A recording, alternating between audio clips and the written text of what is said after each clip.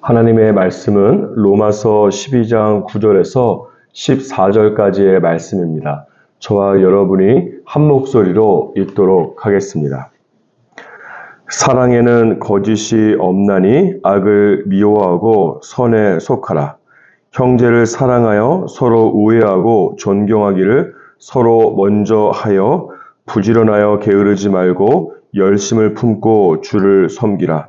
소망 중에 즐거워하며 환난 중에 참으며 기도에 항상 힘쓰며 성도들의 쓸 것을 공급하며 손 대접하기를 힘쓰라. 너희를 박해하는 자를 축복하라. 축복하고 저주하지 말라. 아멘. 로마서 12장은 그러므로 라고 하는 접속사로 시작하고 있습니다. 여기에서 그러므로 라고 하는 것은 로마서 1장에서부터 11장까지 기록된 오직 믿음으로 말미암아 구원을 받는 것에 대한 결론을 의미하는 것입니다. 다른 말로 하면 당신이 오직 믿음으로 말미암아 의롭게 되었다면 그 결과 어떻게 살아야 되는지에 대해서 로마서 12장부터 16장까지 말씀하고 있는 것입니다. 로마서 1장에서 11장까지 믿음에 대해서 말했다면 12장부터 16장까지는 믿음에 합당한 행동에 대해서 말씀하고 있는 것입니다. 여기서 알 수 있는 영적인 진리 두 가지가 있습니다. 첫 번째는 믿음이라고 하는 것은 절대로 행함과 분리가 될 수 없다는 것입니다. 진정한 믿음에는 반드시 그 믿음에 합당한 행동이 뒤따라 오기 때문에 그렇습니다. 두 번째는 행함이라고 하는 것은 반드시 믿음 다음에 나온다는 것입니다. 이것은 비유하자면 이런 것입니다. 이스라엘 백성들이 홍해를 건너면서 하나님의 구원을 깊이 경험하고 난 다음에 하나님께서 이스라엘 백성들이 어떻게 살아가야 될지에 대한 말씀인 십계명을 주신 것과 같은 것입니다. 그렇지 않겠습니까? 홍해를 건너면서 하나님의 기적과 하나님의 은혜를 깊이 경험한 사람은 자연스럽게 하나님의 말씀대로 살아가기를 원하는 반면에 홍해 사건을 경험해보지 못한 사람들에게 우상을 숭배하지 말라, 술 취하지 말라라고 말한다면 하나님의 말씀대로 살아가는 것이 부담이 될 수밖에 없는 것입니다. 요한일서 5장 3절에 보면 하나님을 사랑하는 것은 이것이니 우리가 그의 계명들을 지키는 것이라. 그의 계명들은 무거운 것이 아니라고 말씀하고 있습니다. 이것은 하나님을 사랑하게 되면 하나님을 알고 하나님의 은혜를 깊이 경험하게 된다면 하나님의 말씀대로 살아가는 것이 절대로 무겁지 않다는 것을 말씀하는 것입니다. 이런 의미에서 사도 바울이 로마서를 기록할 때에 1장에서 11장 총 11장에 걸쳐서 오직 믿음으로 구원받은 하나님의 은혜를 충분히 말한 다음에 12장부터 16장까지 총 5장에 걸쳐서 은혜 받은 자로서 어떻게 살아가야 되는지에 대해서 말씀하고 있는 것입니다.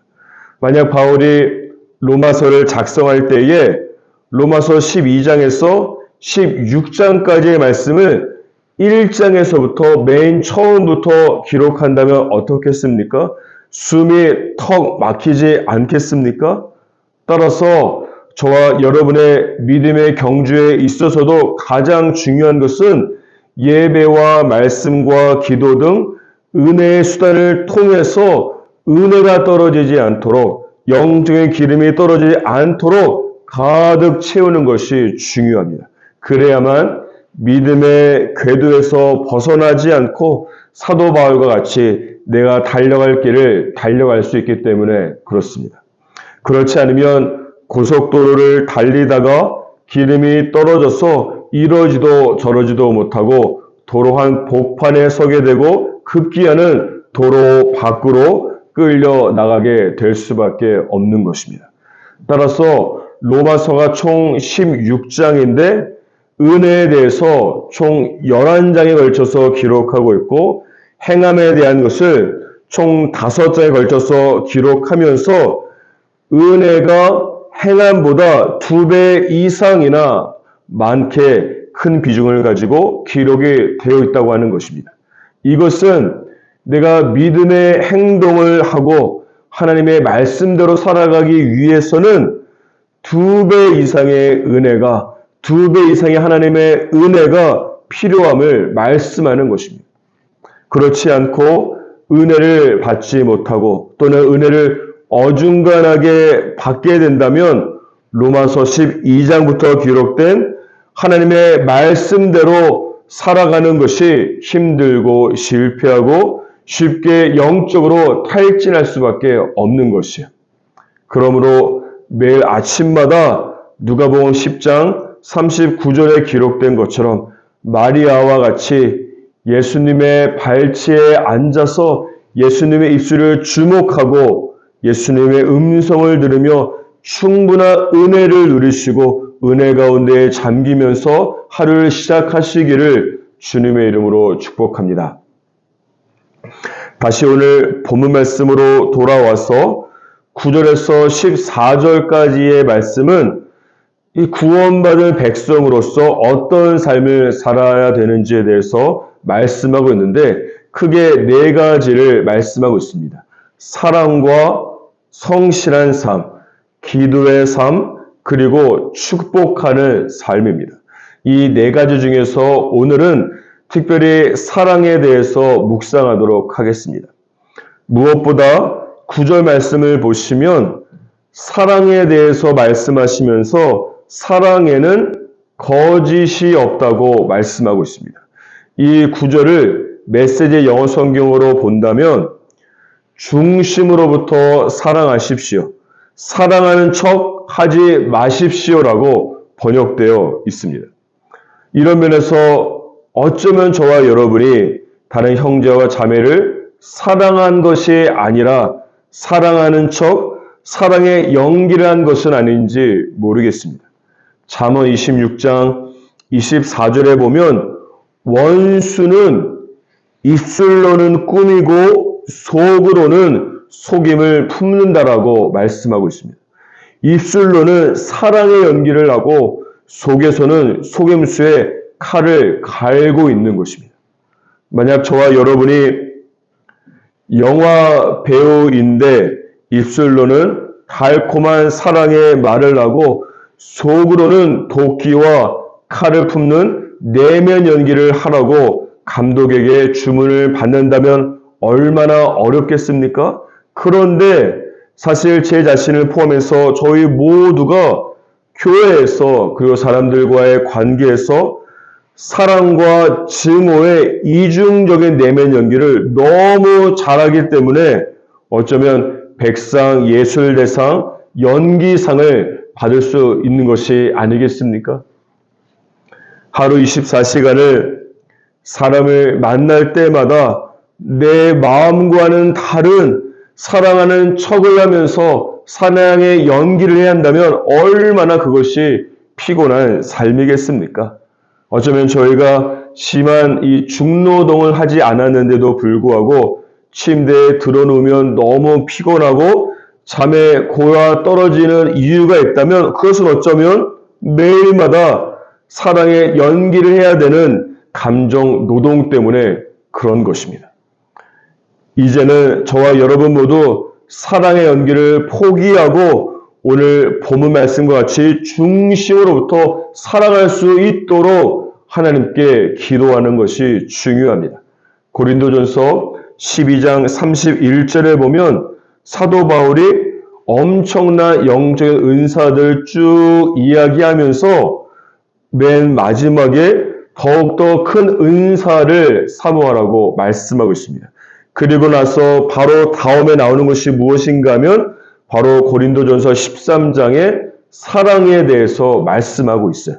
그러므로 모든 영적인 은사들보다 가장 크고 위대한 은사는 무엇인가 하면 바로 사랑이라고 말씀하고 있는 것입니다. 저희 대부분이 예언의 은사와 방언과 병고침의 은사 등을 받기 위해서는 정말 작정 기도를 하고 여러분 금식 기도를 하고 은사 집회도 참석하지 않았겠습니까? 그런데 내가 사랑이 전혀 없어서 사랑의 은사를 위해서 기도한 사람은 정말 많지 않을 것입니다. 하지만 저와 여러분은 하나님께서 가장 큰 은사라고 말씀하시며 또한 사모하라고 도전하시는 사랑의 은사를 위해서 기도하기를 주님의 이름으로 축복합니다. 사실 사랑이 넘치게 되면 사랑의 은사를 받게 되면 다른 사람을 섬기고 다른 사람을 유익하게 하는 것이 그런 마음이 가장 큰 것이기 때문에 고린도전서 12장에 기록된 다른 영적 은사를 또한 자연스럽게 풀어지게 되는 것입니다. 사랑이 모든 은사의 기반이고 사랑이 모든 은사의 출발점이기 때문에 그런 것입니다. 이런 면에서 요한복음 13장 35절에 보면 모든 사람들이 이 세상 사람들이 너희가 예수 그리스도의 제자인 줄 알게 되는 것은 산을 옮기는 믿음이 아닌 것이에요. 하늘의 언어를 말하는 방언은 더더욱 아닌 것입니다. 모든 사람들이 내가 예수의 제자인 것을 알게 되는 것은 바로 사랑이라고 말씀하고 있습니다. 그러므로 사랑의 연기에 지칠 대로 지친 저와 여러분 모두 가장 큰 은사인 사랑을 받기 위해서 오늘부터 하나님 앞에 간절히 더욱더 큰 은사를 사모하며 기도할 수 있기를 주님의 이름으로 축복합니다. 그때야말로 더 이상 사랑의 연기가 아니라 중심으로부터 사랑하게 될 것이고 그때야말로 백상 연기 대상이 아니라 하늘의 상급을 주님께 받게 될 것입니다. 다시 본문 말씀으로 돌아와서 10절 말씀을 보시면 형제를 사랑하여 존경하기를 서로 먼저 하라고 말씀하고 있습니다. 이 다른 사람을 사랑하는 것이 삶 속에서 어떻게 구체적으로 나타나야 되는지에 대해서 말씀하고 있는 것입니다. 10절 말씀을 메시지 영어 성경으로 보면 기꺼이 서로를 위한 조연이 되어 주십시오라고 번역되어 있습니다. 모든 사람이 주연이 되고 싶어하는 세상에서 조연이 된다는 것이 사실 말처럼 쉬운 것이 아닙니다. 최근에는 이 다른 사람의 관심과 주목과 인정을 받기 위해서 살아가는 사람이라고 하는 뜻으로 관종이라고 하는 말이 여러분 유행처럼 번지고 있지 않습니까? 그만큼 지금 이 사회는 이 내가 다른 사람보다 더 돋보여야 하고 내가 이 세상의 중심이 되어서 다른 사람들의 이 부러운 시선을 받고 싶은 인정 욕구를 가진 사람들이 그만큼 많은 것입니다. 그래서 내가 얼마나 잘 살고 있고 얼마나 많은 돈과 얼마나 많은 부유한 것들을 누리고 살고 있는지 등을 소셜 미디어 등에 계속해서 포스팅을 하고 있는 것입니다. 내가 몇 년 동안 이룬 것들이라고 하는 제목으로 나 자신의 업적과 행복을 다른 사람들에게 과시하는 짧은 영상들도 많지 않습니까? 이 모든 것들은 이 스포트라이트를 나에게 비추어서 내가 주연이 되는 것이고 다른 모든 사람들은 나를 위한 조연과 별 비중이 없는 엑스트라가 되는 것이 아니겠습니까? 그런데 성경은 무엇이라고 말씀하는가 하면 내가 주연이 아니라 내가 조연이 되어서 다른 사람을 주연으로 만드는 삶을 살라고 말씀하고 있고 그것을 사랑이라고 말씀하고 있습니다. 이렇게 한번 생각해 보십시오. 아무리 내다 놓은 자식이라고 할지라도, 그리고 백발이 지긋한 노인이라고 할지라도 어머니라고 하는, 엄마라고 하는 말을 듣거나 사진이나 영상을 보면 눈물을 왈칵하고 모두 다 쏟지 않습니까? 그 이유가 무엇이겠습니까? 엄마라고 하는 존재는, 어머니라고 하는 존재는 자신의 아들과 딸이 이 세상에서 빛나고 주연으로 살아갈 수 있기 위해서 모든 것을 헌신하고 철저하게 조연으로 일평생을 사셨기 때문일 것입니다.